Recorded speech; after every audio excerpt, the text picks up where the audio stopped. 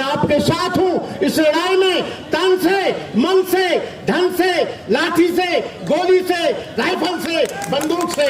आप चिंता मत करना, डरना मत। मैं चाहता हूं कि यहाँ की गवर्नमेंट मुझे जल्दी अरेस्ट करे तो इनको मालूम पड़ जाएगी कि भंते करुणाकर क्या है।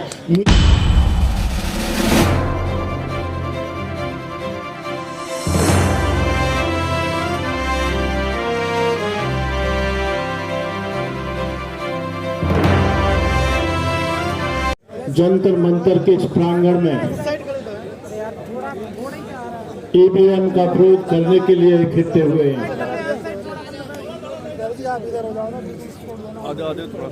ईवीएम ये एक बड़ा खतरनाक बड़ा ईवीएम का काला कानून भाई महमूद प्राचा जी और हमारे वकील साहब, क्या नाम है, आगे रख दो दानिश प्रताप जी। भाई सुनो, अब तो मैंने डर कर बताओ यार प्लीज। मैं बधाई देता हूँ। अब इनके सामने आ रहे हो आप। मैं अपनी बात यहाँ से शुरू करूँ। समय बहुत कम है, थोड़ा सा उधर हो जाओ। वक्त बहुत ज्यादा है। वक्त जिहाद है, सबे रक्स का नहीं। आप अपने कैमरे भले ही रख लो। वक्त जिहाद है, सबे रक्स का नहीं। हो खून का कतरा किसी के अस का नहीं। बुलावा सब फरोशों का हुआ या फिर है मैदान जानदारों का मर्जी उसका नहीं। ये लड़ाई जमहूरियत की है, ये लड़ाई लोकतंत्र की है, ये लड़ाई देश बचाओ की है, ये देश को खजाने को बचाने की है।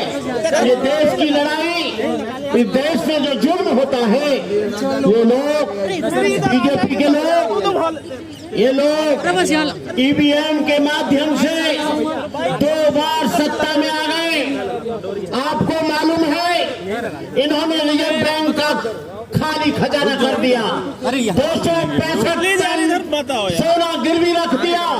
इन्होंने रेल बेच दी, भेल बेच दिया, तेल बेच दिया, डीआरडीओ बेच दिया और यही नहीं LIC बेच दी। बैंकों का निजीकरण हो रहा है।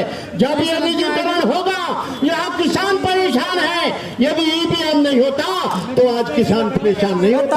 ईवीएम नहीं होता तो शिक्षा संस्थानों में शोषण नहीं होता। यदि ईवीएम नहीं होता तो यहाँ पर बहन बेटियों की इज्जत लग रही है, वो नहीं होता। यदि ईवीएम नहीं होता तो यहाँ पर किसान मर रहा है, जवान मर रहा है, बेरोजगारी 5 करोड़ से अधिक लोग इस देश से बेरोजगार हो गए। इसलिए मैं कहना चाहूंगा कि ईवीएम को हटाने के लिए आपको आगे आना पड़ेगा, आपको सड़कों पर आना पड़ेगा। यहाँ पर मैं समझ रहा हूँ कि बड़े बड़े नेता, मैं कोई नेता नहीं, बड़े बड़े राष्ट्रीय पार्टियों के अभियंता, 30 गठबंधन बनाने वाले लोग यहाँ पर बैठे हैं। यदि ये लोग 100 लोग लाते तो आज यहाँ पर जो 150 करोड़ का देश है, कम से कम 50,000 लोग तो होने चाहिए थे। लेकिन इसमें गलती इनकी नहीं है, इसमें गलती हमारी है। मैं कोई यहाँ पर नेता बनने के लिए नहीं आया, मैं कोई यहाँ भाषण देने के लिए नहीं आया, मैं यहाँ पर कोई इलेक्शन लड़ने के लिए नहीं आया। लेकिन मैं इस बात का जरूर विरोध करूंगा, जो जापान ने ईवीएम बनाया, जापान में बंद हो गया, जर्मन ने बंद कर दिया, फ्रांस ने बंद कर दिया, तमाम देश के लोगों ने, अमेरिका ने बंद कर दिया, कनाडा ने बंद कर दिया। लेकिन ये बेईमान लोग इस ईवीएम के माध्यम से, यही ईवीएम हुआ आया तो उसकी वजह से हिंदू राष्ट्र की आवाज तेज हो गई। यदि ईवीएम आया तो यहाँ पर तमाम आवाजें, आज मखलूक लोग यहाँ पर आवाज उठा रहे हैं। आज यहाँ पर हिंदू राष्ट्र बनाने की बात हो रही है। ईवीएम के माध्यम से ईवीएम हटेगा तो ये लोग दिखाई नहीं देंगे, चूहे की तरह बिल में भिड़ जाएंगे। आज RSS का मनोबल इतना बढ़ गया है कि वो लोगों के गली गली मोहल्ले मोहल्ले में लोगों की कथा करा रहे हैं, लोगों को परेशान कर रहे हैं। आज मॉब लिंचिंग हो रही है, आप अत्याचार हो रहा है, जातिवाद बढ़ रहा है, बड़ व्यवस्था बढ़ रही है, गरीबी बढ़ रही है, भुखमरी बढ़ रही है, शोषण बढ़ रहा है। यहाँ पर तमाम छात्र अपनी हत्याएं कर रहे हैं। तो मैं आप लोगों से ये कहना चाहूंगा कि आप दमखम के साथ मिटा दो जमाने से कुनबा परस्ती, मिटा दो लुटेरों की शोषण की हस्ती, मिटा दो ये जातीयता वाली बस्ती, मिटा दो गरीबों की फाका परस्ती। मैं कहना चाहूंगा जो लोग ईवीएम का विरोध करते हैं, कल मैंने सुना सोशल मीडिया पर देखा कि प्राचा जी को और हमारे वकील साहब को उन्होंने अरेस्ट कर लिया। हम लोगों ने कहा कल का कार्यक्रम कैसे होगा, लेकिन मैं प्राचा जी को और अपने वकील साहब को इस बात की बधाई देता हूं कि आप लोग मजबूत रहें। यदि इस देश को बचाना है, आपको एक झंडे के नीचे आना पड़ेगा, एक पार्टी के नीचे आना पड़ेगा। जो लोग खेमों में बटे हुए हैं, तमाम पार्टियां कुकर मुत्तों की तरह बन गई हैं। आप तो क्या, कोई भी आप लोग इस लड़ाई को जीत नहीं सकते। आपको एक झंडे के नीचे आना पड़ेगा, एक जगह आना पड़ेगा।